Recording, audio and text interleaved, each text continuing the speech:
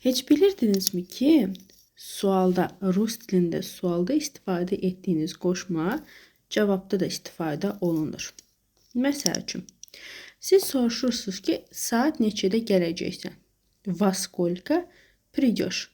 Sual v qoşması ilə başladı. Və cavabda necə deyəcəksiniz ki, məsələn, mən gələcəm saat 2-də.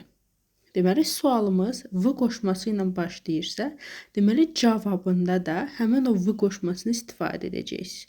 Buna görə də nəticədə necə olacaq? Mən gələcəm saat 2-də. Я приду в 2 часа.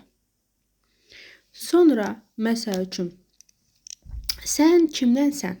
Yəni, kimdən oturmuşsan? Belə götür, kimdən oturmuşsan? С кем сидишь?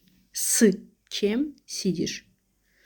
Sual s qoşması ilə başladı. Deməli, cavabda demək istəsən ki, məsəl üçün, mən oturmuşam rəfiqəmlə və yaxud da oğlan deyir, mən oturmuşam dostlarımla. Rus dilində deyəcəksiniz, я сижу с друзьями, dostlarımla. Xanım isə qız deyəcək ki, я сижу с подругой və yaxud подругами. S подругой və yaxud s подругами. Uşaqlar, 11 illik müəllimlik təcrübəsi olan bir müəllimə kimi deyədim ki, mənim öyrədə bilmədiyim şagird yoxdur. Şükür Allaha bu vaxta kimi də belə biri olmayıbdır.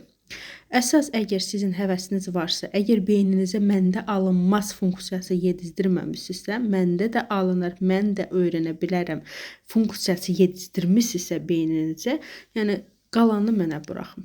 Hal-hazırda 3 boş yer var. Yazılın, faydalanın, tez bir zamanda siz də danışın. Ay müəllim yanına getməyə, ödəməyə pulunuz yoxdurmu? Başa düşürəm.